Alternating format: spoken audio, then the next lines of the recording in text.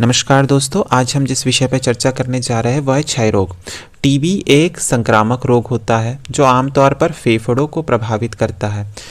किसी एक ही संक्रामक एजेंट के कारण होने वाले अन्य रोगों के मुकाबले टीबी दुनिया भर में दूसरा सबसे बड़ा जानलेवा रोग है। टीबी एक व्यक्ति से दूसरे व्यक्ति में हवा के द्वारा फैलता है। आप हवा में सांस लेकर टीबी के बैक्टीरिया को प्राप्त कर सकते हैं और टीबी से ग्रस्त हो सकते हैं। टीबी के बैक्टीरिया हवा में उन व्यक्तियों द्वारा फैलाए जाते हैं जिनके शरीर में पहले से ही टीबी के बैक्टीरिया है। यह एक धीमी गति से बनते बैक्टीरिया के कारण होता है जो शरीर के उन भागों में बढ़ता है जिनमें खून और ऑक्सीजन होता है। इसीलिए टीबी ज़्यादातर फेफड़ों में होता है। इसे पल्मोनरी टीबी कहते हैं। टीबी शरीर के अन्य भागों में भी हो सकता है। इसके लक्षणों में लगातार 3 हफ्तों से ज़्यादा निरंतर कफ वाली खांसी होना, थकान और वजन घटना शामिल है। टीबी आमतौर पर उपचार के साथ ठीक हो जाते हैं। इसके उपचार में एंटीबायोटिक्स दवाओं के कोर्स शामिल है। इसका उपचार अक्सर सफल ही होता है, लेकिन इसके उपचार में 6 से 9 महीने लग सकते हैं और कुछ स्थितियों में 2 साल तक का समय भी लग सकता है। अब हम इसके कुछ प्रकार के बारे में जानेंगे। तो सबसे पहला जो प्रकार है टीबी का वो है लेटेंट टीबी। इसका अर्थ है बैक्टीरिया आपके शरीर में है लेकिन आपके शरीर की प्रतिरक्षा प्रणाली उसे सक्रिय नहीं होने दे रही है। दूसरा है एक्टिव टीबी। इसका अर्थ है कि बैक्टीरिया आपके शरीर में विकसित हो रहा है और आपको इसके लक्षण महसूस होंगे।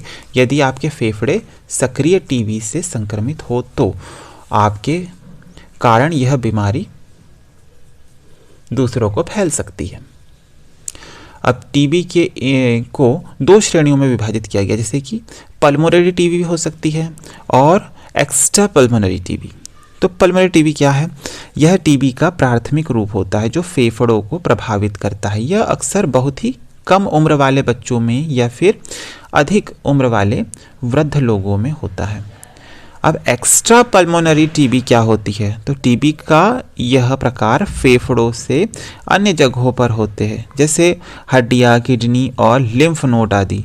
टीबी का यह प्रकार प्राथमिक रूप से इम्यूनो कॉम्प्रोमाइज्ड के रोगी जो होते हैं उन्हें होता है। अब हम इसके कुछ लक्षणों के बारे में जान लेते हैं। तो टीबी से शरीर का जो हिस्सा प्रभावित होता है उसी के आधार पर टीबी के लक्षण विकसित होते हैं। टीबी आमतौर पर धीरे धीरे विकसित होती है और आपको यह पता लगने में कई हफ्ते लग जाते हैं कि आप अस्वस्थ हैं। हो सकता है कि संक्रमित होने के बाद आपके लक्षण महीनों या सालों बाद शुरू होने लगे।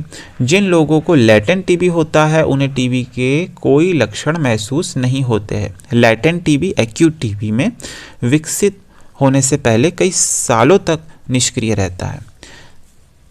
अब एक्टिव टीबी से पीड़ित मरीज को श्वसन प्रणाली संबंधित कई लक्षण महसूस हो सकते हैं, जैसे खांसी के साथ खून या बलगम आना। उन्हें 3 हफ्तों से अधिक समय तक खांसी हो सकती है और खांसने और सांस लेते समय दर्द महसूस हो सकता है। खांसी के साथ बलगम में खून आना, अस्पष्टीकृत थकान होना, बुखार, रात में पसीना, छाती में दर्द, सांस फूलना, भूख ना लगना, वजन कम होना, मांसपेशियों में क्षति। ये इस प्रकार हमारे पास कई सारे ऐसे लक्षण हैं जो टीबी को दर्शाते हैं। अब हम इसके कुछ कारणों के बारे में जानेंगे। तो टीबी रोग माइकोबैक्टीरियम ट्यूबरकुलोसिस नामक बैक्टीरिया के कारण होता है। अब टीबी के विभिन्न प्रकार होते हैं जिनमें से कुछ दवाओं के प्रतिरोधी भी होते हैं। टीबी के बैक्टीरिया हवा के माध्यम से फैलते हैं। जब ये बैक्टीरिया हवा में उपस्थित हो जाते हैं तब कोई भी व्यक्ति सांस लेने के दौरान बैक्टीरिया को खींच सकता है। यदि आपको टीबी है तो आप इनको दूसरों तक फैला सकते हैं और इसे रोकथाम करने के लिए हमें कई सारे उपायों को करना अनिवार्य है। जैसे कुछ कारणों से फैल सकती है, जैसे कि किसी व्यक्ति को टीबी है तो आप छींकेंगे तो फैल सकती है, खांसेंगे तो फैल सकती है, बोलेंगे तो फैल सकती है।